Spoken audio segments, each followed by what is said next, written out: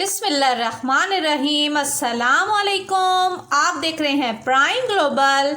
तो आज जी मैं आपको बताती हूँ कि जो गोश्त हमने बॉईल करके फ्रीज़ किया था तो उसे हम फ़ौरन से पकाएंगे कैसे। आपने जब पकाना हो 1 घंटा पहले फ्रीज़र से बाउल निकाल दें ताकि वो डीफ्रॉस्ट हो जाए।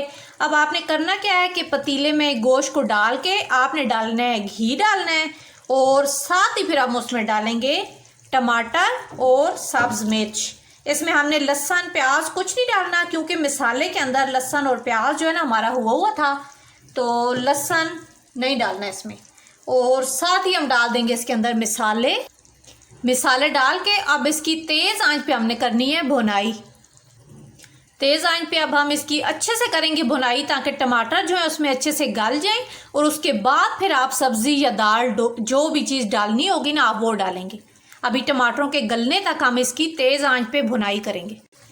अभी आप देखें तो मसाले की हमारे अच्छे से भुनाई हो गई है। अब आपने जो इसमें सब्ज़ी या दाल डालनी है ना इसमें डाल दें। मैं अभी इसमें डाल रही हूँ आलू।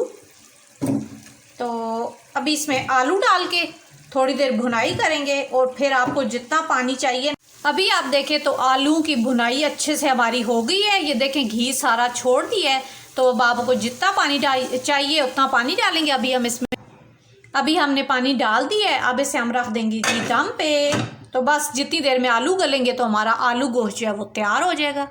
तो ये देखें जी 10 मिनट में हमारा आलू गोश्त जो है तैयार हो गया है। अगर आप इस तरीके से गोश्त को फ्रीज़ कर लेंगी ना तो 10 मिनट में जितनी देर में आपकी सब्ज़ी गलेगी बस उतनी देर आपकी लगनी है बनाने की। तो आपका काफ़ी टाइम जो है ना बच जाएगा।